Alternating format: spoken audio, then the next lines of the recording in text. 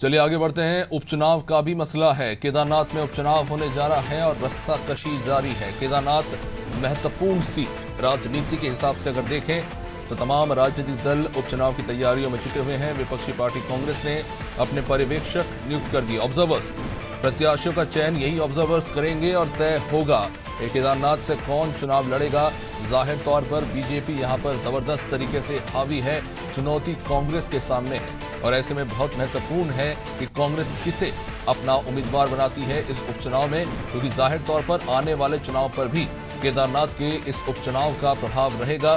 सोनू और विस्तार से बताएंगे। सोनू, कौन कौन है कतार में? कांग्रेस के अब ऑब्जर्वर्स बना दिए गए हैं, कुछ नाम निकलकर सामने आ रहे हैं, और क्या राजनीतिक स्थिति है इस वक्त कांग्रेस के सामने और बीजेपी के लिए भी क्या कुछ चुनौतियां हैं?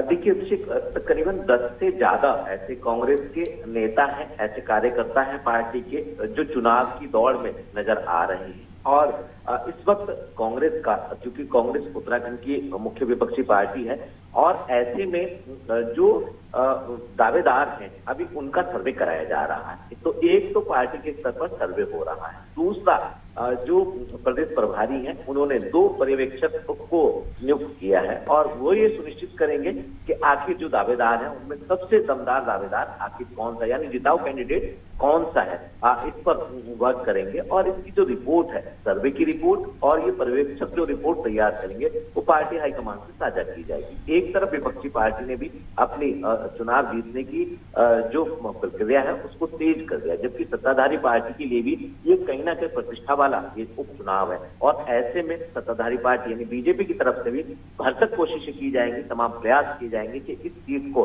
क्योंकि मौजूदा जो विधायक रही हैं जिनका निधन हुआ, जिसके कारण ये उपचुनाव हो रहा है, शैला रावत, वो बीजेपी की ही विधायक थी। तो ऐसे में बीजेपी भी ये कोशिश कर रही है कि ये सीट जो है उनके हाथ से ना जाए। अब ऐसे में देखना होगा कि अभिषेक, आप जानते हैं कुछ समय पहले लोकसभा चुनाव के बाद जब उत्तराखंड में 2 उपचुनाव हुए तो उत्तराखंड के इतिहास में पहली बार ऐसा हुआ कि कोई विपक्षी पार्टी दोनों सीटों पर जीत दर्ज कर रही हो। और ऐसे में अब जहां विपक्षी पार्टी की जो है वो खासी उत्साहित नजर आ रही, तो सत्ताधारी पार्टी भी अपनी ठोस रणनीति के तहत इसको गंवाना नहीं चाहती। तो अब देखना होगा कि 10 से ज्यादा जो उम्मीदवार हैं जो दावेदारी कर रहे हैं उनमें से किसको आखिर उपचुनाव में कांग्रेस उतारने जा रही है। सोनू, देखिए क्या है कि एग्जाम के आखिरी रात पर पढ़ के पास करने वाले का नाम राजनीति नहीं है, क्योंकि अगर आप उम्मीदवार हैं तो आप लंबे समय से उसके लिए ज़मीन भी बना रहे हैं, उसके लिए रणनीति भी बना रहे हैं। और एक राजनीतिक दल पर भी देखें तो क्या किस तरफ देखते हैं कि कांग्रेस ज़्यादा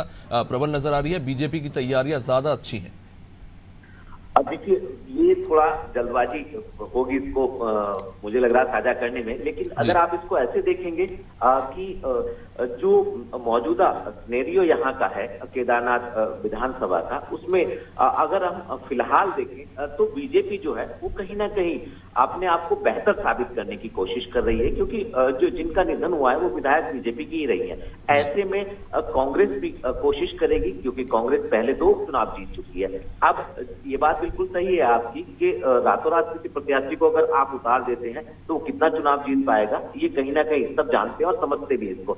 तो ऐसे में देखना होगा कि जो तमाम प्रयास कांग्रेस कर रही है वो बीजेपी की तुलना में अगर आप देखेंगे अभिषेक, तो कहीं ना कहीं उतने मजबूत या उतने बेहतर फिलहाल अभी हम नहीं देख पा रहे हैं। हालांकि सियासी समीकरण बदलते रहते हैं, आने वाले समय में क्या परिस्थिति होगी ये देखना होगा। निश्चित रूप से सोनू बने रहिए आप हमारे साथ। तो राजनीतिक रस्साकशी जारी है केदारनाथ को लेकर। कांग्रेस ने अपने ऑब्जर्वर्स नियुक्त कर दिए हैं। अब देखने वाला विषय होगा कि किसको टिकट मिलता है, कौन निराश होता है। और जैसा कि हमारे सहयोगी सोनू ने बताया कि दावेदार तो बहुत हैं, जाहिर तौर पे होंगे भी, लेकिन पार्टी को ये चुनना है कौन उन्हें जिता सकता है।